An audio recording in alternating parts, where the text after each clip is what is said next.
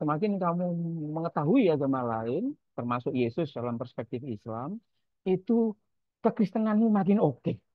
Itu makin oke. Itu sebabnya aku share screen sebentar. Bentar ya. Aku share screen. Yang ingin aku katakan ya pendeta ini ya. Udah terlihat ya. Sudah, Gus, sudah. Oke, ini ya. Aku ingin mengatakan ini pandangan personalku, ya, pandangan personalku. Pengantar Yesus dalam perspektif Islam, ya. Jadi mungkin ini nanti agak sedikit akademik ya. Kalau nggak akademik kan nanti aku di apa diperingatkan sama pendeta Christian. Wow, jangan cuma ngomong aja. Ini catatan kakinya mana dan lain sebagainya. Sebagai upaya kesungguhanku terkait dengan soal ini. Untuk bacaan lebih lanjut, aku kasih ini, ya. Ini yang nulis bukan orang Islam. Jesus in the Quran itu ditulis oleh pendeta Geoffrey Parinder.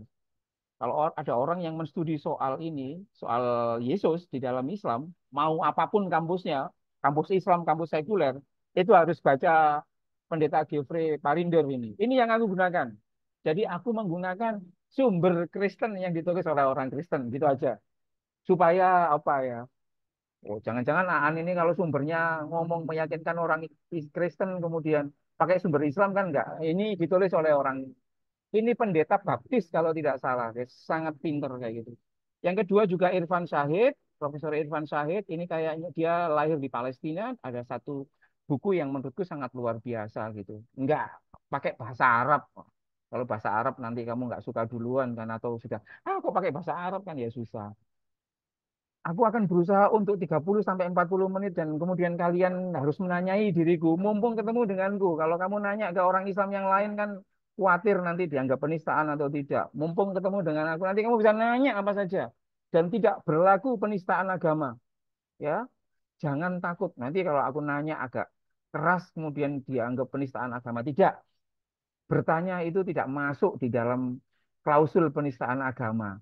Yang kena mungkin nanti aku yang jawab, yang nanya kan enggak. Oh, nanya kok disalahkan. Enggak.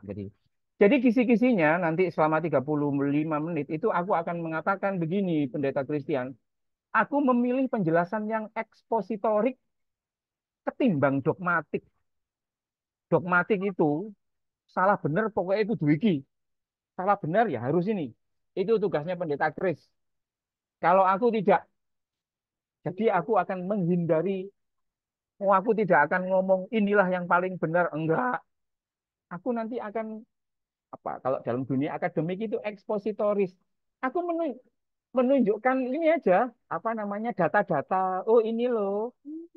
Katakanlah kalian ini pengguna mobil manual, maka aku omongkan, oh ada mobil manual, ada mobil elektrik, ada mobil yang apa namanya, yang satunya itu selain manual itu apa? Selain manual dan elektrik itu matic dan lain sebagainya. Jadi aku akan menawarkan ini loh keragaman pandangan itu sehingga kalian nanti bisa melihat oh ini toh dan lain sebagainya. Jadi tidak ada upaya sedikit pun bagiku untuk meyakinkan kalian bahwa pandangan tertentu ini yang paling benar dan lain sebagainya. Alih-alih aku nanti akan mencoba untuk sedikit menjelaskan kenapa sih kok berbeda gitu loh. Kenapa sih kok berbeda? Ini menurutku yang penting. Sehingga kalau kita tahu ini alasan berbeda, kita nggak gampang nyalahkan. Yang kedua, supaya enak, aku akan membagi penjelasan Yesus ini dalam beberapa segmen. Ya, pertama, Yesus, nama kelahiran, gelar, dan mukjizat di dalam perspektif Al-Quran. Ya, kamu jangan baper. Jangan baper itu begini. Loh, kok di Islam ada? Nggak bisa. Oh, harus ada di Alkitab. Itu namanya baper. Jangan baper. Kristus itu sosok yang sangat luar biasa. Ia tidak hanya dimiliki oleh orang Indonesia saja, tidak dimiliki oleh orang Belanda saja, ia dimiliki oleh setiap orang yang mengaguminya, termasuk orang Islam itu sendiri. Yang kedua, penyaliban Yesus dan stigma. penerimaan realitas versus penyangkalan metaforik. Ini nanti akan aku ngomong soal kisruh penyalipan. Kenapa sih orang Islam itu kok nggak percaya soal penyalipan? Nanti tak kasih tahu kamu. Dan alasannya sangat apa ya? Sangat sangat melankolik gitu loh. Sangat melankolik. Yang kedua soal ketuhanan. Tak kasih tahu juga ya. Tak kasih tahu. Yang kedua penebusan dosa. Yang kedua, yang selanjutnya itu sengkarut ini Son of God, Theotokos atau apa anak Maryam, Bunda Maryam, Bunda Kristus kayak gitu serta lain-lain. Sebenarnya banyak ya, tapi menurutku menjadi hal yang sangat penting. Aku akan masuk ke soal nama. Jadi begini, di Al-Quran namanya itu Isa. Kayaknya itu kan nyempal banget dari Yesus, Isa begitu kan. Kami orang Islam itu tidak terlalu kepo. Isa ini dari mana gitu loh.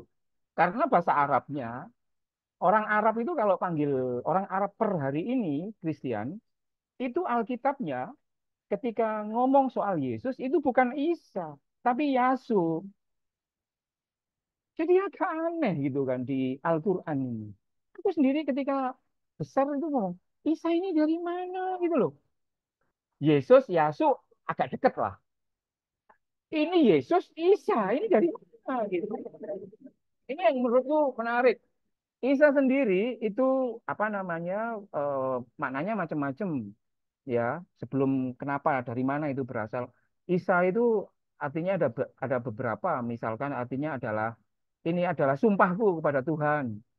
Atau Isa itu juga ada yang memaknai bahwa Isa maknanya lebih besar daripada kehidupan. Dan yang menarik, siapa jenenge Grace, kata Isa itu, Gustimu itu disebut di dalam Al-Quran itu 25 kali. Lebih banyak menyebut Isa ketimbang Muhammad, Nabi Muhammad. Loh ini jujur aku. Ini jujur loh. Kadang-kadang aku sebagai orang Islam gini. Loh Quranku kok lebih ngeblok sama orang-orang Kristen ini gimana?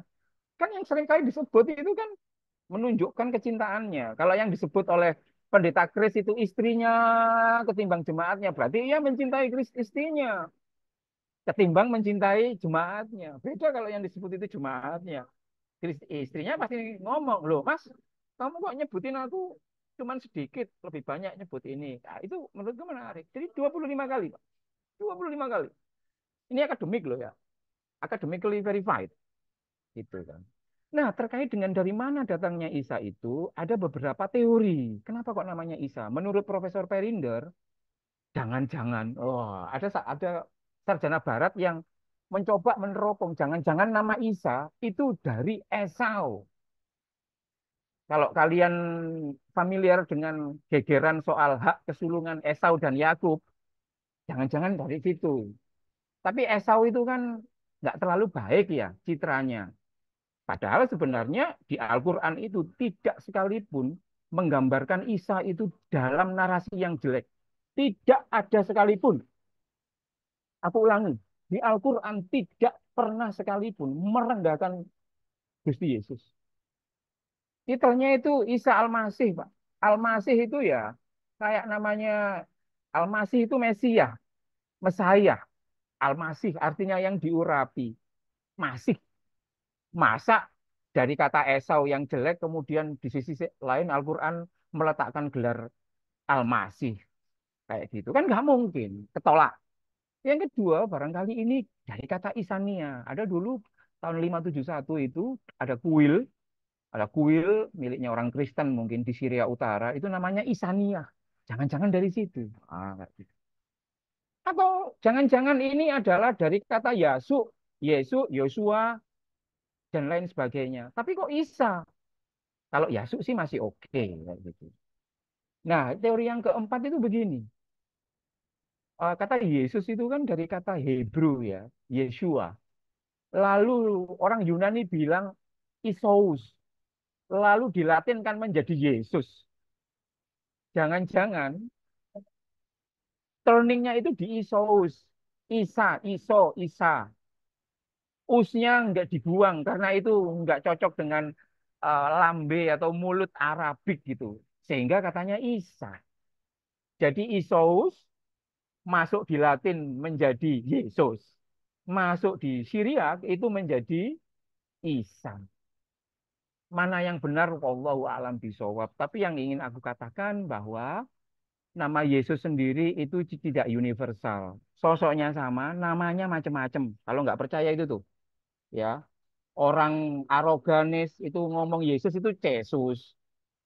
Orang Arberes mengatakan Isuti. Ngomong orang Armenian ngomong apa itu? Cunus atau Yesus. Macam-macam. Jadi kalau kalian itu fanatik dengan kata Yesus, kamu nanti akan kesakitan sendiri karena Yesus itu sosok yang kita sebut sebagai Yesus itu disebut dengan berbagai nama termasuk Isa itu. Jadi jangan baper ya para katekisan kalau misalkan ada orang mengatakan Isa dan lain sebagainya. Meskipun harusnya kalau aku ngomongnya ya ngomong Yesus karena ini to honor you ya to honor you kayak gitu. Aku is oke aja pakai Isa pakai Yesus, tapi kalau di gereja ya aku ngomong Yesus. Karena apa? Karena itu yang kalian inginkan, yang diinginkan oleh itu. Jadi ada etikanya, ada fatsun politiknya menyangkut soal itu. Itu soal nama. Soal kelahiran. Ini soal apa ini? Soal kelahiran. Aku ingin mengatakan begini, ya. Aku ingin mengatakan seperti ini. Mau tidak mau, aku harus ngomong soal ibunya Yesus dulu. Chris, kata Maryam, Mary, ibunya Yesus itu disebut 33 kali di dalam Al-Quran. Lebih banyak ketimbang perjanjian baru kalian menyebut Maria. Lu enggak. Kamu kan belajar Kristologi juga. Kamu hitung nanti kan. Berapa jumlah Maria di perjanjian barumu itu. Mungkin tidak lebih dari 10 mungkin ya. Artinya kamu tidak terlalu serius dengan ibunya Yesus itu. Loh iya loh. Kalau pakai teori relasi asmara itu, kamu ini nggak pernah mementionku. Oh, kayak gitu. Jadi karena Maryam itu 33 kali ya. Dan Quran tidak pernah menyebut perawan Maria, just Maria gitu aja. Belakangan klaim Maria itu. Dan Maria itu mendapat mendapat titel yang sangat luar biasa, yakni perempuan yang terhormat terpilih sealam raya. Innallah astofaki wa toharoki wastofaki ala nisa'il alamin. Sesungguhnya aku, Gusti Allah, itu menyucikanmu, ya, menjagamu dan memuliakanmu, Maria, itu amongst the woman in the universe. Jadi Maria itu gelarnya itu perempuan tercantik lah. Kalau ini Miss Universe lah. Kalau per hari ini kalau soal maksudnya bodily itu Miss Universe lah. Alam raya itu, Nisail Alamin itu. Di Al-Quran itu. Jadi kami nggak main-main. Sorry ya, jangan baper ya. Kalau Al-Quran menyebut sosok Maria menjadi sangat luar biasa ini. Yang kedua, tentu ada beberapa orang yang mengkontradiksikan. Maryam ini dalam Al-Quran itu disebut putri dari Imran, saudari dari Harun. Ada beberapa orang polemikus di Kristen yang mengkontradiksikan Maryam ini dengan Miriam, saudarinya Musa. Imron dianggap sama dengan Amran, bapaknya Musa. Padahal periode Musa dan Yesus itu kan sangat jauh. Lalu kemudian mereka ngambil kesimpulan, Quran ini nggak cocok. Ya mungkin. Nggak cocok, artinya Maria yang di Quran itu nggak sama dengan Maria yang ibunya Yesus. Kayak gitu. Tetapi yang menurutku penting adalah salah satu sarjana barat namanya Wensik. Dia mengatakan Al-Quran ketika menyebut soal saudarinya Harun, itu dia tidak sedang ngomong soal relasi genealogis, tapi relasi tipologi, perluasan kekerabatan. Jadi kalau aku memanggil Christian ini sebagai brother, halo brother, itu bukan berarti dimaknai brother dalam arti dia adalah saudara kandungku, tidak. Brother dalam arti apa ya? Pemaknaan yang spiritualistik gitu. Itu yang menurutku menjadi hal yang sangat penting. Nah, kelahiran Yesus ini menjadi menarik dalam Al-Qur'an. Jadi ketika Maryam ini dilahirkan dari Imran dan Hana, itu ibunya tidak disebut namanya dalam Al-Qur'an, tapi di sumber lain disebut ibunya Maryam namanya Hana. Hana ini sebenarnya ingin anaknya laki-laki, tapi yang keluar itu perempuan. Mungkin galau lah kayak gitu. Akhirnya apa? Maryam ini, Mary, Maria itu di dalam Al-Quran itu dinarasikan dia anak perempuan ini didedikasikan menjadi perempuan yang taat, diletakkan di biara, mungkin jadi suster lah kalau sekarang, atau disekolahkan teologi di Duta Wacana gitu, supaya solihah, supaya jadi pendeta di GKI gitu. Jadi pokoknya orang tua pokoknya nanti dipondokkan dan lain sebagainya lah. Pokoknya perempuan taat ya. Dia itu ya pokoknya hidupnya menyendiri soliter. Nggak pernah nongkrong di Blok M, nggak pernah nongkrong di mall, nggak pernah apa ke apa, jangankan ke mall ya, ke bioskop aja nggak pernah. Pokoknya hidupnya lurus lah, nggak punya medsos dan lain. Pokoknya lurus banget.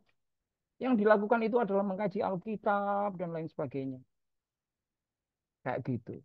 Lah, ketika disendiri itu, ketika dia sendiri, nggak tahu kenapa kemudian ada Tuhan di dalam Al-Quran itu Tuhan ngomong ke Jibril, wahai Jibril, gitu kan, wahai Jibril, kau ngomong ke Maria itu supaya dia tahu bahwa dia suatu saat akan hamil. Jadi perbedaannya di Alkitab adalah kalau di Alkitab itu kan dia masih punya ini tuh, masih punya suami kan, meskipun itu dianggap bukan anaknya Yusuf. Tapi di Al-Quran itu Maria benar-benar sendiri. Jadi apa? Quote unquote nampaknya kesuciannya itu benar-benar itu dijaga banget. Kalau dia punya istri, suami kan apa namanya masih ada apa bias-biasnya. Ingat loh ya, ini soal realitas. Ini kan soal doktrin ya. Maksudnya bagaimana Al-Quran itu ingin menunjukkan betapa mulianya Maryam, betapa mulianya bayi yang ia kandung. Sehingga apa? Sehingga skenario di dalam Al-Quran ini adalah Maria sendirian, alone, alone, nggak punya pacar, nggak punya suami, pokoknya alone. Tiba-tiba dia hamil. Lalu malaikat itu datang, ya, di dalam kamarnya. Kemudian dia didatangi oleh malaikat Jibril dalam rupa manusia yang sempurna. Ia dikabarkan lalu ia hamil. Bayangkan tiba-tiba dia hamil, ya kan? Padahal hamil tanpa ayah itu kan ya susah kan, penderitaan kan. Orang hamil di luar nikah itu kan penderitaan. Maria menerima penderitaan itu sangat luar biasa. Ya, dia akhirnya tertatih-tatih hidup sendiri, nggak ada yang bantu, Chris. Kalau di Alkitab masih dibantu sama Yusuf, dia ini sendirian, bos, sendirian, sendirian. Kan sakit itu kalau sudah 9 bulan itu kan. Saking sakitnya itu di Al-Quran sebelah kiri itu. Kemudian rasa sakit akan melahirkan melahirkan memaksa Maryam bersandar pada pangkal pohon kurma. Maryam berkata, mungkin saking nggak kuatnya ya, wahai, katakanlah, wahai, aduh, aduh, rek, betapa, mungkin aku lebih baik mati saja sebelum ini. Dan aku menjadi seorang yang tidak diperhatikan dan dilupakan. Bayangkan sendirinya, hamil 9 bulan, gak ada yang nolong. Dibenci sama orang itu. Mungkin kalau di sini ya udah ke dokter minta digugurkan kandungannya itu. Segitunya Gustimu itu loh, di dalam Al-Quran.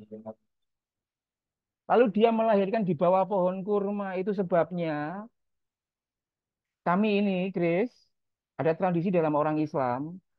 Kalau ada orang Islam perempuan kesulitan melahirkan, ia selalu akan diberi kurma oleh tradisi kami. Supaya apa? Niru Gustimu. Jadi kalau ada orang itu, orang Islam sangat mengidolakan kurma, itu nggak murni soal Arab. Ini sejarahnya, bos. Nggak jadi mati itu. Bayangkan kalau kemudian Maryam itu mati, Yesus mati. Nggak ada itu kalian. Dalam narasi Quran loh ya. Tapi dia makan kurma. Silahkan aja kalian tertawakan. Tapi ini bagaimana kami membangun di kitab suci kami soal itu. Ya. Oke, lalu hamil. Hamil kemudian kan bingung karena dia harus bertemu dengan orang kan.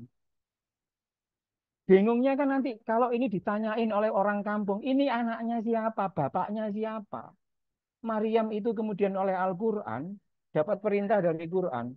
Ntar kalau dikasih diomongin, ditanyain macam-macam sama orang, jangan dijawab. Kamu topo bisu, puasa berbicara. Jadi kalau ada yang bully dan lain sebagainya, you keep quiet gitu. Untuk melawan stigma anak haram itu dengan cara membisu. Dan yang menarik apa? Di dalam Al-Quran itu. Ini salah satu keajaibannya Gusti Yesus ya. Di Al-Quran. Jadi ketika dipersekusi oleh banyak orang, ibunya itu Maryam itu, dipersekusi. Ini anaknya sopo dan lain sebagainya. Yang ngomong itu bayi, the baby of Jesus. Ngomong dia dapat berbicara. Silahkan aja kalian tertawa, oh, ngaco dan lain sebagainya. Oh, hati-hati. Artinya apa? Quran ini serius. Soal Yesus itu serius. Ini yang menurutku menarik. Ya, itu dikit aja nanti dia. Ini soal gelar. Aku nggak tahu berapa gelar di perjanjian lama terkait perjanjian baru terkait Yesus itu. Tapi ini gelar di Al-Quran. Al-Quran loh ini. Al-Quran. Sorry. Gelar yang paling utama itu Al-Masih, Mesias, Yesus Kristus. Pendeta Kristen itu kalau dalam bahasa Arab artinya masih sama kayak gelarnya Yesus. Jadi Kristen, gelarmu di Al-Quran itu Al-Masih, Mesias, orang yang diurapi. Ada 11 kali dalam Al-Quran Yesus itu gelarnya itu. Gelar terbesarnya itu adalah the salvation. Dia apa namanya Mesias, membawa kabar atau orang yang diurapi, orang yang terberkati. Ada juga di situ disebut juga gelarnya Yesus itu adalah hamba. Hamba itu berarti budak enggak lah. Supaya enak hamba dalam konteks apa? Kamu cek di Yesaya 42:1. Lihat itu hambaku yang kupegang, orang pilihanku yang kepadanya aku berkenan, aku telah. Jadi hamba dalam konteks Quran itu kira-kira ya more or less sama dengan hamba dalam konteks Yesaya 42:1. Bukan budak. Nabi sekaligus rasul. Kristen, orang yang paling tinggi dengan Tuhan itu cuma nabi dan rasul dalam tradisi Islam. Itu itu paling tinggi yang mendekati Gusti itu ya rasul. Jadi jangan dibayangkan kayak Rasul Paulus, enggak, sama-sama rasulnya. Messenger itu jadi yang rasul di sini itu Adam, Ibrahim, Musa, itu level rasul, Muhammad, Isa. Kecuali kalau Paulus disejarkan dengan Musa loh ya. Kan enggak loh. Musa lebih tinggi. Ya, angin aku katakan. Jadi kalau Tuhan dan ini manusia, ini Tuhan, ini manusia, maka apa derajat tertinggi yang sangat mendekati Tuhan itu rasul, itu rasul kayak gitu. Itu 10 kali itu kan ngomong. Jadi Gusti Yesus itu ya kira-kira ya seperti pandangan harian ya dia divine tapi ya apa namanya paling tinggi karena di Islam itu ya kalau Tuhan ya Tuhan dia tidak boleh diasosiasikan yang lain. Dan juga ada lagi dia adalah Word of God. Yesus itu Word of God, kalimatullah, kalimatuhu. Dan yang kedua, yang selanjutnya titelnya Yesus itu dalam Al-Quran itu adalah Ruhullah, the Spirit of God. Spirit of God. Jadi menurutku kalian yang katekisan ini udah betul itu, udah betul itu. Pilihan kalian ikut katekisasi di GKI udah betul gitu. Loh, ini loh orang yang sosok yang kalian sembah itu, ya, yang kalian puja-puja itu dijustifikasi di dalam Islam ini. Ia juga merupakan sign. Sign itu tanda ayat bagi seluruh alam semesta. Ia juga disebut dalam Al-Quran itu sebagai contoh, masal, perumpamaan, parabel.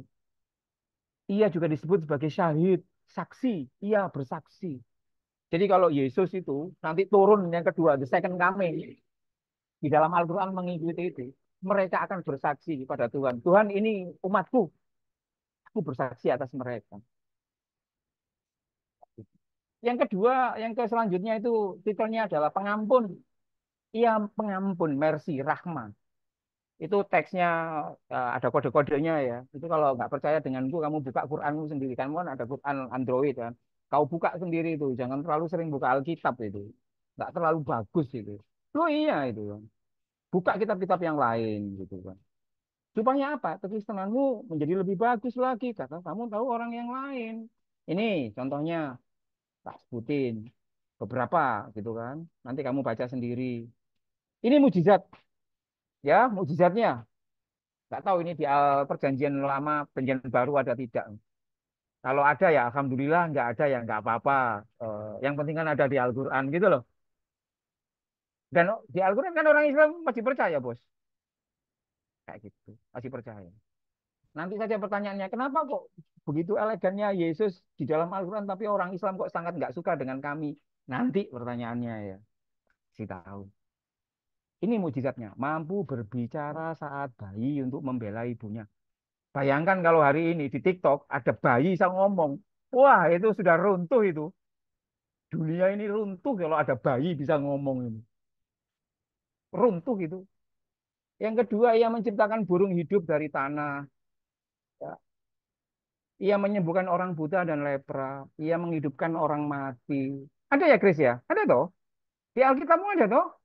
Oh iya, kalau nggak ada nanti kamu revisi supaya ada. Masa kalah sama Al-Quran? Nah, yang menarik ini, Chris. Salah satu mujizatnya Yesus, Isa, itu dia sanggup menurunkan makanan dari langit. Kayak gitu. Nggak tahu itu, di Alkitab itu ada nggak? Misalkan ada cerita di mana umat atau muridnya itu menuntut kepada Yesus supaya menunjukkan kesaktiannya dengan cara apa namanya menurunkan apa namanya menurunkan apa Astagfirullahaladzim, menurunkan makanan dari langit. Tak bacakan supaya kalian yakin kalau aku bisa bahasa Arab. Qala Isa bin Maryam Allahumma rabbana anzil alaina ma'idatan minas sama'i takuna lana aidan li awalina wa akhirina wa ayatan minka warzuqna wa anta khairur razikin. Yesus putra Maryam, Isa putra Maryam berdoa. Jadi ini di ayat sebelumnya itu murid-muridnya Yesus itu ngomong, Gusti, apa Lord, bisa nggak kamu turunkan makanan itu di ayat sebelumnya? Yesusnya santai saja, bertakwalah, jadilah kamu beriman. Jadi dijawab beliut gitu, tapi terus didesak dia. Dia terus didesak oleh murid-muridnya. Kami ingin menikmati hidangan itu. Lalu Yesus doa ini. Rabbana anjil alaina ma'idatan minas sama'i takuna lana aidan li awalina wa akhirina wa ayatan minka. Gitu. Lalu turunlah itu. Turun itu. Tentu saja bagi yang percaya. Tapi ini Al-Quran ya. Ini nggak ngomong soal dogma. Di Al-Quran itu salah satunya. Aku membayangkan kan misalkan ada satu set makanan itu turun dari dimakan ini. Dimakan ini. Kayak gitu. Ini doain, ini jadikan doa di kami. Kalau kami besok belum tentu bisa makan, maka kami biasanya mewirid doa ini. Jadi Chris, kalau kamu misalkan besok belum gajian, nggak ada duit uang, terus padahal eh, lusa itu harus bayar SPP anak, kalau doa di Alkitab belum cukup kuat, ya kamu doanya Yesus di Al-Quran ini. Nanti tak ajari kamu. Enggak kalau jadi Islam kamu. Allahumma Rabbana anzil alaina ma'idatan minas sama'i takuna lana aidan di awalina wa akhirina wa ayatan minka. Gitu. Ini biasanya aku irit ketika wesel transferan belum datang, aku ya doanya doa ini aja. Supaya datang. Padahal ini doanya Yesus kepada murid-muridnya. Ini Al-Quran loh ya. Ini Al-Quran loh. Gitu. Kamu dulu kelas Islamologimu kan nggak pernah diajari kayak gini, guys. Nggak pernah itu di UKDW nggak ada itu. Gitu. Jadi ini menurutku menarik seperti itu. Nah, Teman-teman sekalian, menurutku ini soal penyalipan. Ya, itu yang enak-enak. Sekarang yang nggak enak. Kenapa sih orang Islam itu kok nggak bisa move on, nggak mau meyakini kalau Yesus itu disalib dan lain sebagainya. Ya, penjelasan lengkapnya Christian dan juga yang lain itu ada di sebelah kiriku. Itu ada tulisan yang diupload di websitenya Sinode Gemit Indonesia Timur. Jumat Agung dan tiga kelompok Islam. Anan sorry, itu menyangkut soal penyalipan. Nanti kalau kurang jelas dengan omonganku, kalian baca itu ya, kalian baca itu. Aku ingin membuka soal penyalipan ini dengan soal aib. Menurut kalian, aib, stigma, itu dibuka atau ditutup? Gitu. Menurut kalian, aib itu dibuka atau ditutup? Ini pertanyaan simpel aja. Biasanya, kalau istriku, kalau jerawatnya ini tumbuh, jerawat itu kan aib. Itu biasanya kemudian dibedagi lebih tebal, Chris. Karena ini aib, ditutup. Sama dengan pemakaman di dalam tradisi GKI. Kalau ada orang tertabrak, wajahnya agak hancur, sebelum dimasukkan peti mati, dia terlebih dahulu harus dipakai yang bagus. Kalau perlu ada make up over apa, make up artis supaya dia terlihat gembira, terlihat apa. Aib itu ditutup. Nah, bagaimana idealitas meresponnya? Terkait penyalipan itu begini ya. Aku itu membaca sejarah. Sebelum Islam, semua pengagum Yesus itu sepakat Yesus itu disalib secara bodily. Tapi ada satu uskup, ya, ada satu orang Kristen, uskup loh ini, uskup, namanya Julian. Ini uskup ya, artinya ya kira-kira ya uskup itu kan ya nggak cuman romo atau kemudian pendeta, dia ini bishop. Namanya Julian Halikarnassus. Halikarnassus itu nama kota. Sekarang itu di Turki namanya Bordeum. Ya, ini sebelum Islam. Uskup Julian itu saking cintanya sama Yesus. Ia itu sampai tidak terima menyaksikan Yesus itu disalib. Maka dia mempunyai doktrin tersendiri. Ia memiliki doktrin bahwa tubuh Yesus itu bersifat kekal. Ia tidak rusak, tubuh itu tidak rusak, suci dan tidak mungkin rusak. Ya. Padahal realitasnya kan disalib, dipaku. Tapi ini mungkin karena saking cintanya Julian ini. Sama kayak kalian itu loh kan, saking cintanya pada seseorang itu kan nggak bisa move on kan, fotonya meskipun sudah pisah itu fotonya disimpan aja. Enggak, aku nggak diputus. Dia pergi entah kemana nanti balik lagi. Itu kan nggak bisa move on. Nah, semua sektor ya, semua pengagum Yesus itu mengakui bahwa Yesus itu disalib dan tubuhnya rusak. Ya, jelas rusak toh, karena kan dipakui dan lain sebagainya. Tapi ada orang yang namanya Julian Halikarnassus ini, bishop ini, saking cintanya sama Yesus, dia kemudian mengatakan, no, no, no, no, no, tubuh Kristus itu kekal, ia tidak bisa rusak dan lain sebagainya. Mungkin kalau sekarang dianggap gila. Tapi pada waktu itu, gagasan itu diadopsi oleh Kaisar Justinianus sebagai doktrin resmi. Gitu. Sebagai doktrin resmi. Kemudian ada konflik politik teologis, artinya sekelompok orang yang meyakini bahwa tubuh Kristus itu tidak kekal, itu kemudian men-take over soal itu. Yang ujungnya, Bishop Julian ini diasingkan dan dianggap orang gila dan dianggap sesat. Hanya karena dia meyakini, saking cintanya pada Kristus, meyakini tubuh Kristus ini. Artinya apa? Ia meyakini dalam pandangannya Bishop Julian ini bahwa yang disalib itu bukan Kristus.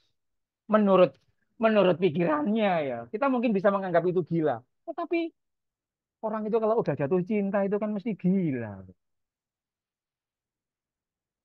Iya, bro. Kayak misalkan orang jatuh cinta pada Islam sampai gila ngebom. Itu kan saking jauh. Nah ini ada orang ini Julian. Dia meyakini bahwa sebenarnya yang disalib itu bukan Kristus. Simon lah sama Yudas Iskariot itu. Pada waktu itu ya dia dikritik oleh banyak orang. Severus dari Antioch itu ngomong, kamu ini Julian berfantasi, nggak bisa move on. Nggak orang jatuh cinta itu kan susah move on toh. Kayak gitu. Artinya apa? Menurut Julian, tubuh Kristus itu terlalu tinggi dan nggak bisa direndahkan, bos. Makanya ia mengimajinasikan secara metaforik bahwa tubuh Kristus itu kekal. Gitu. Tapi karena soal politik, ya dianggap gila. Kan. Nah, dia disesatkan dan lain sebagainya. Nah, sikap Al-Quran seperti apa? Saya ulangi lagi.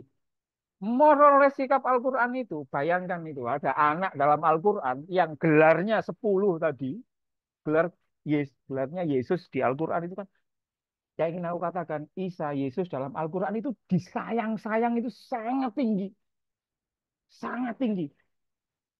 Tiba-tiba kemudian secara realitas disalib, maka bagaimana sikap Al-Quran? Tentu saja ya, tentu saja misalkan sikap Al-Quran jelas. Al-Quran mengecam pelaku kekerasan terhadap Yesus itu. Siapapun yang terlibat dalam penyaliban Yesus, ngawur kabeh, mlebu neraka kabeh. Loh ini jelas itu. Dan tidak hanya itu, mungkin karena anaknya yang terkasih namanya Isa itu.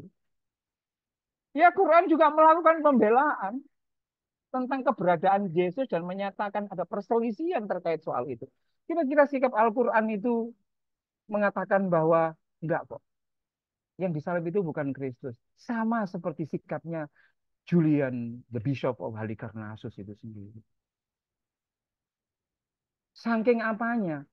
Anak tersayang teman-teman sekalian. Misalkan ya, apa namanya? Pendeta Christian ini pendeta yang paling dicintai oleh jemaat seluruh GKI Jatimurni. Lalu tiba-tiba dia mati dan dia pasti apa? Jemaat itu pasti akan bikin patung ya, untuk pendeta Christian. Bahkan kalau bisa ada orang yang bisa menghidupkan kembali pendeta Christian, dihidupkan kembali. Saking sayangnya sama GKI, sama pendeta Christian. Sikapnya Al-Quran kayak gitu, bos. Ya kan? Ini kan kalau nggak ngundang aku, kamu nggak mungkin dapat kayak gini. Sudah kasih tahu kamu. Maka sesungguhnya, itu teksnya ya, sikap Al-Quran ya. Bacain. Wa qaulihim inna qatalnal masih Isa bin Maryam Rasulullahi wa ma qataluhu wa ma salabuhu walakin syubbiha lahum wa innal ladzina ikhtalafu fihi la fi syakkin minhu ma lahum bi min ilmin illat ba'adun wa ma qataluhu yaqina. Isinya ya kira-kira yang tiga tadi sikapnya yang aliran mainstream Islam ya kemudian sama dengan memilih memaknai kematian penyaliban Yesus itu dalam kerangka The Bishop of Halikarnassus itu menurutku. Teori Steinman, silahkan aja ketawa. Mosok teori Steinman dan lain sebagainya. Ya mau gimana lagi, Yesus itu orang dicintai di Quran. Masa kemudian kita ngomong, oh iya Yesus disalib, dia mati dan belum bisa kami, belum bisa kayak gitu. Maka teori Steinman seperti tawaran diganti. Yudas Iskariot ya, bisa Simon Kirene. Menurut pandangan kami, Kristen, Yesus itu diselamatkan Tuhan dengan cara ditarik ke langit. Dan sampai sekarang masih hidup, ia disiapkan untuk datang di second coming ke dunia. Sama kan, nggak di Alkitabmu, toh? Ini banyak samanya kok. Nah, tapi itu bukan satu-satunya. Bukan satu-satunya pandangan Islam. Ada aliran Ahmadiyah, ya, teksnya sama. Yang Arab kiri itu. Tapi pemaknaannya berbeda. Aliran Ahmadiyah, termasuk yang di Indonesia, itu mengakui adanya penyaliban Yesus. Ya, orang Ahmadiyah mengakui ada penyaliban Yesus. Menurut mereka, Yesus terlihat seperti mati padahal hanya mati suri. Silakan saja tertawa, tidak masalah, tapi ini keragaman tafsir. Dan menurut dia, karena mati suri, ia bangun kembali. Karena bagi mereka, mereka ini rasional. Orang kalau sudah mati, ya nggak bisa bangun lagi. Nggak masuk akal itu. Yang masuk akal adalah ia terlihat seperti mati. Padahal sebenarnya dia belum mati. Terus kalian yakini sebagai kebangkitan pada hari ketiga setelah disalibkan. Itu kan mistis kan. Nggak terlalu quote unquote masuk akal menurut orang Ahmadiyah. Orang Ahmadiyah akhirnya mengatakan bahwa ia terlihat seperti mati, tapi sebenarnya ia nggak mati. Ya, ia bangun kembali pada hari ketiga, lalu meninggalkan Yudea. Dia berjalan menuju timur dan kemudian ia meninggal wafat seperti manusia biasa. Makamnya itu di Rojabal di wilayah Srinagar di Kashmir. Nanti kamu googling sendiri itu Shrinnya yang menurut Ahmadiyah itu adalah makamnya Yesus. Kayak gitu, kayak gitu. Yang ingin aku katakan sekali lagi teman-teman sekalian, adik-adikku tercinta, penyangkalan orang-orang Islam, penyangkalan Al-Quran tentang penyaliban Yesus itu menurutku adalah, aku sebut, ini istilahku sendiri ya, Christian. It is a metaphorical denial of honor instead of dishonor. Ini adalah penyangkalan metaforik dalam rangka untuk menghormati Kristus, tidak dalam rangka melecehkan. Jadi ketika orang Islam itu bersikukuh Yesus tidak disalib itu, sebenarnya itu adalah penyangkalan yang metaforik. Paham ya? Ada realitas, ada metaforik. Ada literal, ada metaforik. Kayak gitu. Ada orang mati tapi tidak dianggap mati. Kayak gitu. Itu kan ia hidup dalam bentuk yang lain. Ia mati tapi hidup. Paulus itu kan mati tapi hidup. Rasul Paulus. Jasadnya mati.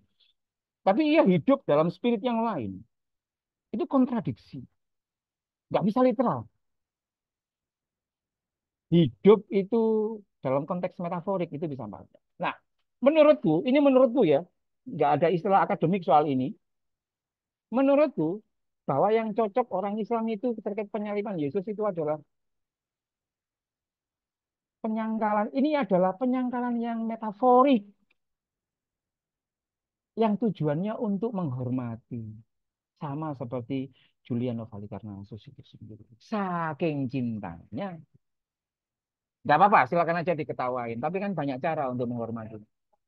Ini sama dengan ini ya, dengan misalkan karena Christian Huta Barat ini kan orang Batak, maka menurut tradisi Batak, penghormatan tertinggi barangkali adalah dikasih selendang atau seperti apa. Lalu aku jemaatnya dia, lalu tak kasih kopi. Karena menurutku kopi adalah bentuk tertinggi penghormatanku, Ferdi Aan Ansori, kepada Jati Murni, pada pendeta Kristen. Lalu kemudian orang yang nggak ngerti aku mengatakan, mosok cuma dikasih kopi. Siapapun bisa. Kok nggak bisa kayak gitu? Penghormatan itu kan macam-macam. Ekspresi penghormatan itu macam-macam. Dikasih sirih, makan sirih. Kalau di sini, misalkan di Papua atau di mana, itu kan menghormati tamu kan pakai sirih, makan sirih ya. Kalau di Jawa, laki-laki makan sirih, ya kamu nanti dibully banyak orang. Laki-laki kok makan sirih. Tapi kan nggak bisa kayak gitu. Penghormatan, to honor. Ya. Jadi kawan-kawan katekisan, jangan baper. Kalau ada orang Islam mengatakan Yesus nggak disalib, jangan baper. Ya, kalau kamu baper, gak ada gunanya GKI-mu ini ngundang aku. Anggap saja itu adalah metaphorical denial of honor. Ya, cocok ini untuk status di Facebook atau di Instagram. Metaphorical denial of honor. Jadi moga-moga kalian paham ya. Jadi tidak ada sekalipun maksud kami untuk melecehkannya. Itu honor sama kayak uskup dan apa? Ini soal yang tidak kalah peliknya, soal ketuhanan. Ketuhanan, ketuhanan Yesus ini. Aduh, paling rumit ini. Aku belajar nggak ngerti-ngerti soal Trinitas ini. Tapi pelan-pelan, Riz. Mungkin kamu juga nggak terlalu ngerti kalau disuruh menjelaskan ke orang Islam yang nggak ngerti kamu. Nggak akan bisa meyakinkan. Angel kok Trinitas itu. Jadi aku ingin kalian guys itu memahami dua hal. Monoteisme ya, monoteisme. Islam dan Kristen monoteis. Islam monoteisme binerik ya, monoteisme binerik. Binerik itu begini, kalau dia Tuhan, maka selain Tuhan itu ya bukan Tuhan. Titik, sesimpel itu. Binerik, sesimpel itu. Tapi ada monoteisme yang dialektik, yang lebih canggih, lebih rumit. Apa monoteisme dialektik? Ini istilahku sendiri ya, Chris ya. Ya Trinitas itu. Trinitas itu dialektik, Pak. Bapa, Putra, Roh Kudus, dialektik dia itu. Iya nggak binerik. Rumit ini. Nggak semua orang bisa dan paham. Serius ini ya. Itu kan. Aku itu dengar berkali-kali penjelasannya Profesor Yowas itu. Yo, nggak ngerti-ngerti. Ini maksudnya apa? Aku tadi malam itu jelasin soal Trinitas ke istriku sambil tiduran.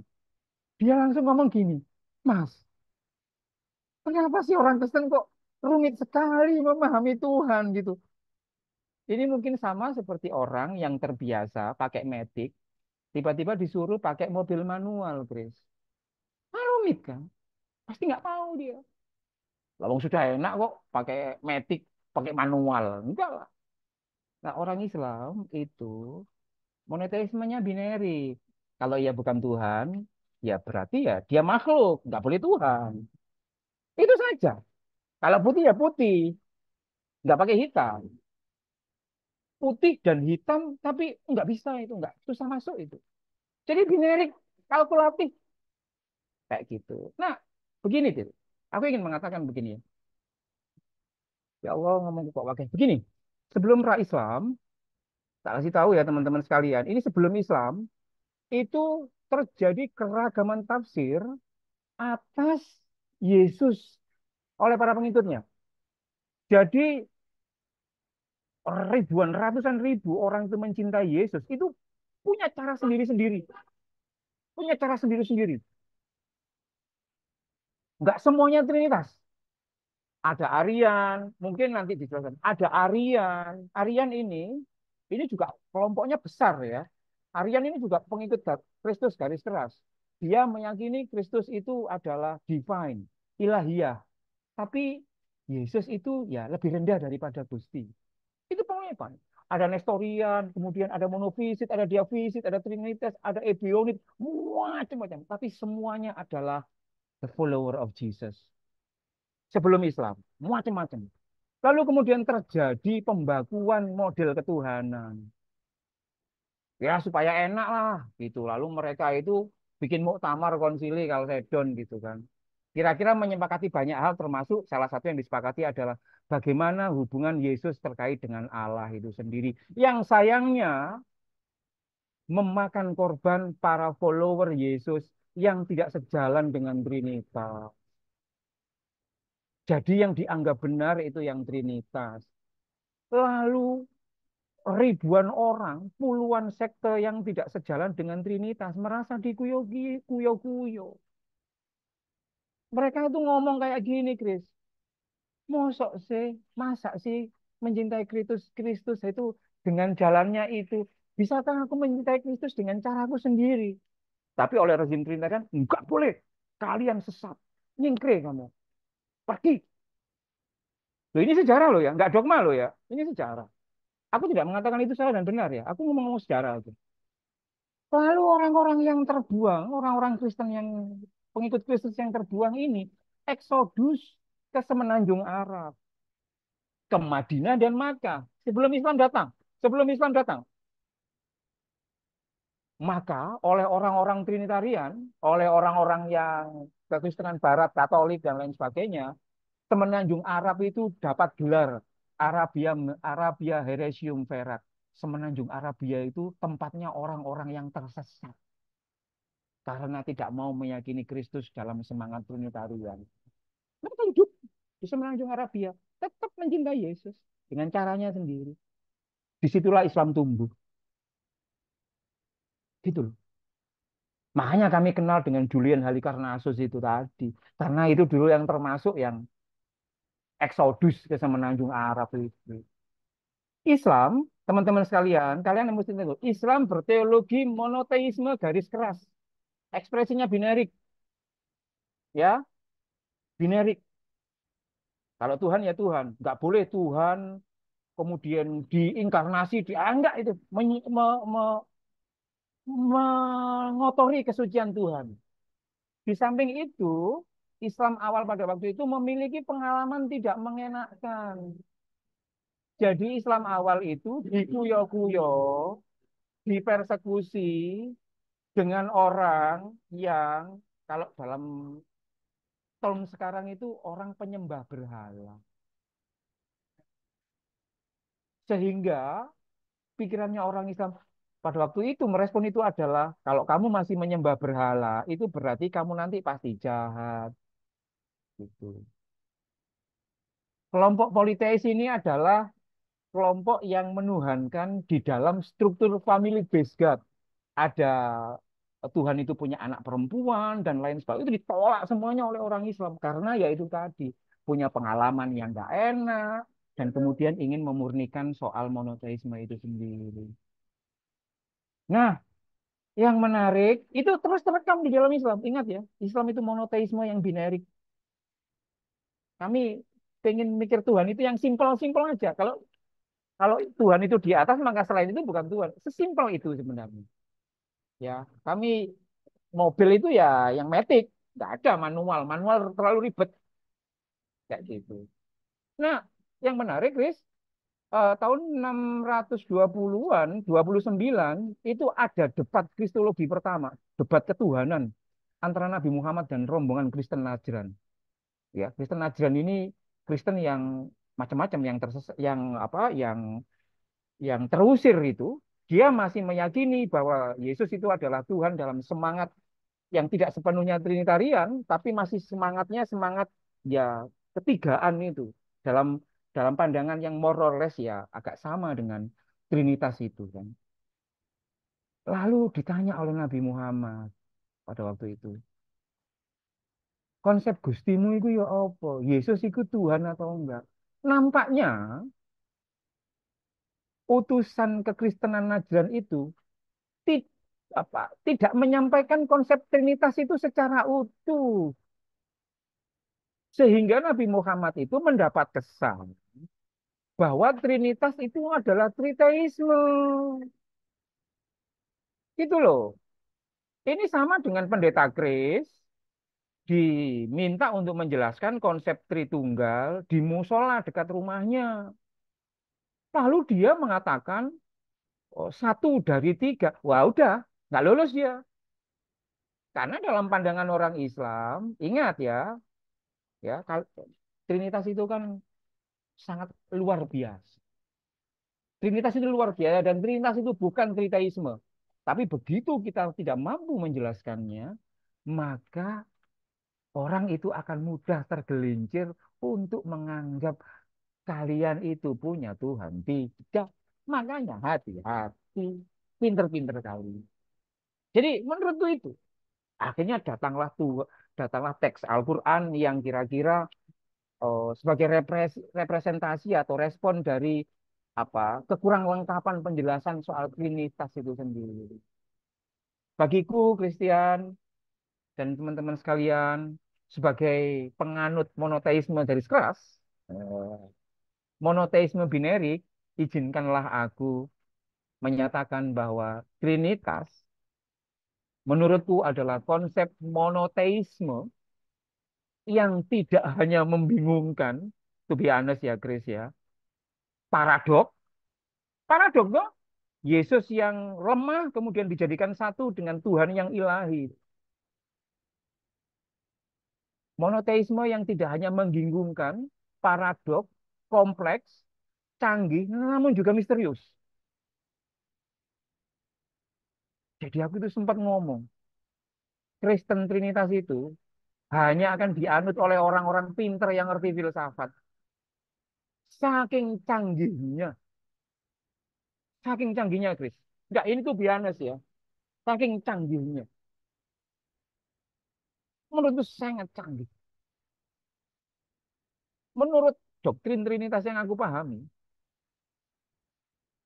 Trinitas itu monoteisme di mana Allah itu hadir atau berekspresi dalam tiga pribadi atau hipostasis yang berbeda, tetapi satu hakikat dan memiliki satu kodrat ilahi yang tunggal.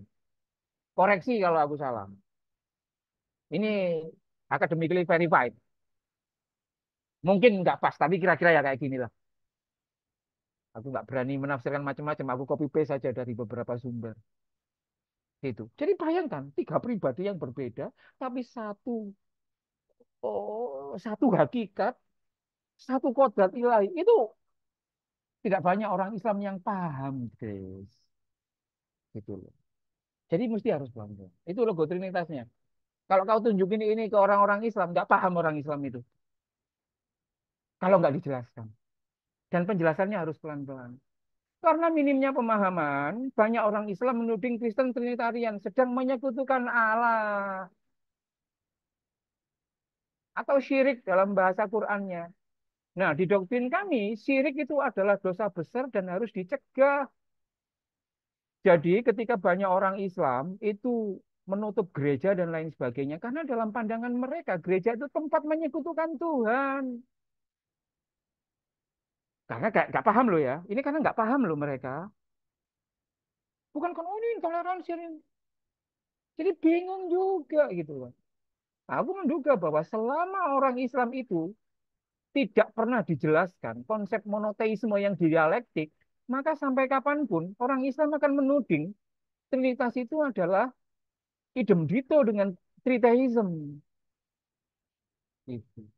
Lah tugas kita kan sebagai orang yang tahu kan menjelaskan pada yang nggak tahu. Tapi kalau kalian membiarkan mereka tidak tahu, ya yang salah juga kita, kalian itu juga karena nggak mau menjelaskan. Gitu. Aku nggak ingin mengatakan begini. Maksudku ya apa ya? Aku ingin mengatakan bahwa ini juga tugas kita. Orang orang itu bersikap radikal itu karena mereka nggak paham, ya. Gitu. Misalkan ada orang kena tilang, kena tilang polisi, lalu dia bilang, Pak, saya nggak tahu kalau ada aturan bahwa naik motor harus pakai helm. Lalu kau dimarahi, kamu goblok, nggak baca undang-undang apa? Ya nggak gitu. Ya dikasih tahu Mbak, nggak boleh ya Mbak, Mas, naik ya, apa kalau naik sepeda motor harus punya SIM, harus punya helm gitu. Baru. Ini menurutku menjadi menarik konsep model ketuhanannya ini sendiri. Termasuk ini soal inkarnasi karena kami ini menggunakan monoteisme yang binary, Chris. Ya, maka sistem ketuhanan kami sistem yang ya sederhana lah. Sederhana gini ya, ya kalau ya Tuhan ya ya yang lain bukan Tuhan. Kayak gitu. Ini tanpa intensi aku menyalahkan ya. Ini sistem ya. Jadi kalau kalian ini pengguna Matic, lalu kamu datang ke orang yang menggunakan mobil manual, lalu kamu tiba-tiba menyalahkan manual dengan perspektif Matic, ya yang gila ya kamu gitu. Gitu. Jadi harus pelan-pelan. Jadi di konsep kami, kalau inkarnasi itu kan firman menjelma dalam diri Kristus. Lalu Kristus diyakini, diimani sepenuhnya Allah dan sepenuhnya manusia. Menurutku, Chris, inkarnasi ini konsep yang canggih.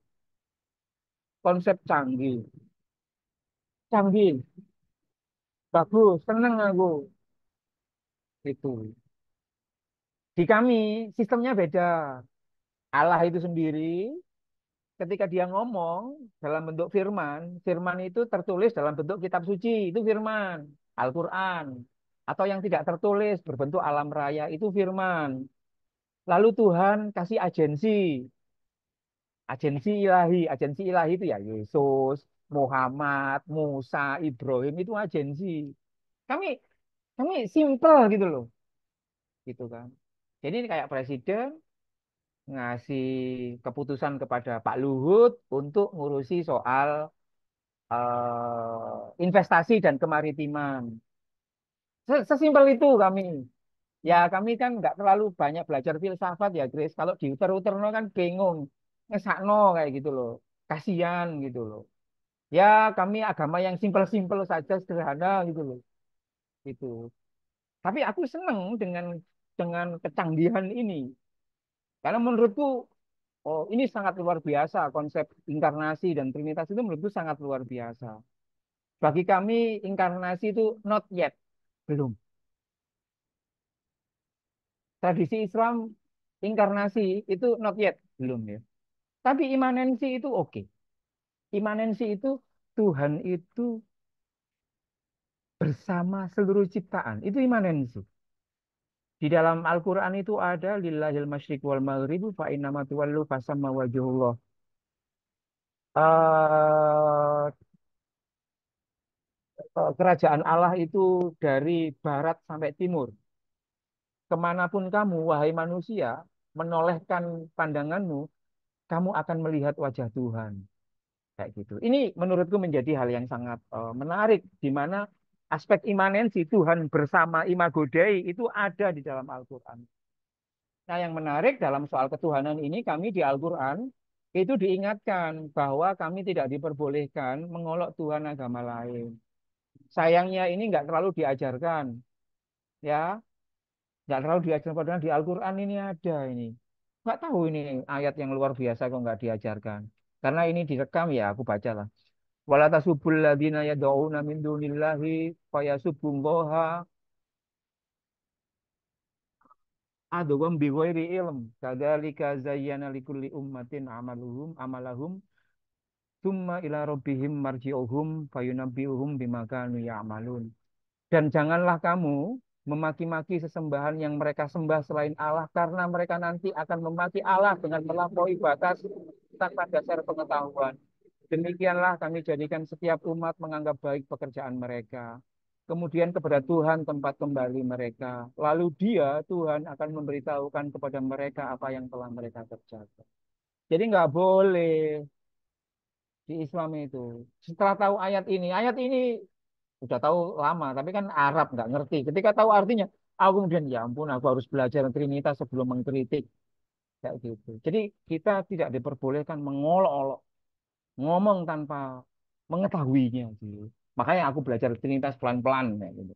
Supaya nggak salah dan tidak mengolok. Itu ya menurutku yang terakhir ya ampun lama sekali tapi nggak apa-apa ya. Ini soal Son of God, anak Tuhan. Kalian kan senang kan ngomong Yesus anak Allah, ini anak-anak Tuhan Yesus dan lain sebagainya. Bunda Maria itu Bunda Allah. Di kami, Chris, kami itu lebih cenderung ke aspek kemanusiaannya, Grace. Itu aja. Ke aspek kemanusiaannya. Kan ya itu tadi. Jadi di kami itu Kristotokos ya. Maryam itu ibu Yesus, bukan ibu Gusti Allah, bukan. Di kami. Bukan berarti aku menyalahkan orang yang menganggap Maryam itu Bunda Allah. Enggak. Aku enggak menyalahkan. Aku enggak menyalahkan. Dan Yesus anak Allah itu aku enggak menyalahkan. Tapi di dalam tradisi Islam itu kami lebih fokus pada kemanusiaannya Yesus dan Maryam gitu ya. Jadi lebih fokus, lebih inilah, lebih lensanya itu lebih pada aspek kemanusiaannya. Kan kemanusiaan kan juga diakomodasi dalam Trinitarian. Kemanusiaan di dalam Trinitarian kan nggak dihilangkan. Itu beda dengan monofisit. Monofisit itu kemanusiaannya Yesus hilang diganti keilahiannya aja. kalau di monofisit. Tapi kalau Trinitas enggak. Trinitas kemanusiaannya Yesus, ketubuhan dan kedagingannya Yesus itu juga diakui. Kami untuk sementara ini lebih fokus ke kemanusiaannya itu. Ini adalah implikasi monoteisme generik yang belum terbiasa dengan monoteisme dialektik kayak gitu, kayak gitu. Jadi aku mengatakan bahwa ya enggak apa-apa orang menganggap Yesus itu anak Tuhan, sama dengan aku mendengar anakku Cecilia disebut sebagai, Cecil itu anak UNER, anak Universitas Airlangga. Masa aku marah kepada mereka? Kamu pikir UNER itu melahirkan apa? Dan lain sebagainya. Ya enggak, itu kan metaforik aja. Yang ngamuk itu ya yang enggak terlalu pinter gitu, enggak terlalu benar. Kan bisa jadi ini pengaruh Nestorian ya, dan juga kekristenan Eropa, kekristenan Ethiopia. Nabi Muhammad pada sejarahnya itu sangat dekat dengan Nestorian dan ini. Perbedaan cara pandang ini genealogical atau metaforikal kayak gitu. Chris kayaknya udah lama banget ini. Dikit lagi soal penebusan dosa. Penebusan dosa menurutku adalah konsep yang canggih dalam kalian untuk memastikan mereka yang percaya agar menjadikan Kristus sebagai sosok yang penting untuk diteladani dan sekaligus memperkenalkan penyalipan sebagai hal yang positif. Jadi sebagai orang Islam, aku sangat mengapresiasi konsep penebusan dosa. Menurutku konsep penebusan dosa adalah konsep yang canggih untuk memastikan mereka yang percaya bisa lebih menjadikan Kristus sebagai sosok ideal untuk diteladani. Keren, bukan? Di kami, di Islam, moralnya sama, tapi strategi marketingnya beda lah. Ini kan soal marketing ya, salvation goods and religious marketing. Di kami, di Islam, kami ngomong, pokoknya setiap kelahiran itu bersifat suci. Udah ditebus, nggak punya dosa. Ya, ini kira-kira kalau mau agak akademik ya, religious market. Jadi, ada pilihannya. Manual menawarkan kelebihan ini, kemudian apa namanya, metik menemukan ini, dan lain sebagainya. Di kami, setiap kelahiran bersifat suci, tanpa dosa. Dosa bersifat personal, tidak bisa dialihkan. Jadi kalau pendeta Kristen ini mencuri, maka pidana pencuriannya tidak bisa dialihkan ke jemaatnya. Misalkan dicari polisi, mana pendeta Kristen? Nggak ada Pak. Ya sudah, karena pendeta Kristen nggak ada, maka majelis jemaat yang akan kita tangkap. Nggak bisa kayak gitu. Ya kami ya sederhana-sederhana saja lah. Semua orang menanggung dosanya masing-masing. Kan udah dikasih cek kosong. Lahir. Jadi ini menurutku sama lah, tapi tekniknya aja yang berbeda gitu. Semangatnya sama kayak gitu.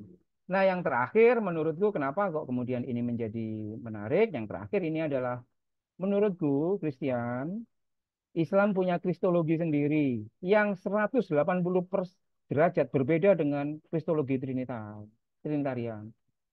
Faktor perbedaan kristologi ini kemudian merembet pada urusan politik kolonialisme, baik pra maupun pasca kemerdekaan. Jadi ini urusan akhirnya kristologi akhirnya merembet-rembet ke soal penjajahan dan lain sebagainya. Apalagi yang jajah Indonesia itu agamanya ya more or less kayak kalian. Kami kira-kira ya masih nggak bisa move on lah. Masih menganggap kalian ini kayak penjajah. Padahal ya enggak. Tapi kan nggak bisa kita mengikis. Sulit untuk mengikis imaji yang kayak gitu. Yang kedua, kenapa kok situasinya masih kayak gini? Menurutku rivalitas Islam dan Kristen di Indonesia mengalami ketegangan dari waktu ke waktu. Kelompok Islam sangat takut dengan kristenisasi, ya. Lalu kelompok Kristen dan Katolik begitu fobia terhadap negara Islam. Jadi sama-sama takutnya. Ya enaknya memang harus ketemu sih. Menurutku seperti itu. Saya kira itu, Chris. Terima kasih dan mohon maaf kalau terlalu lama. Tapi moga-moga kalian teman-teman katekisme dapat pencerahan ya supaya kekristenan GKI-nya makin oke. Gitu, ya. Thank you, Chris.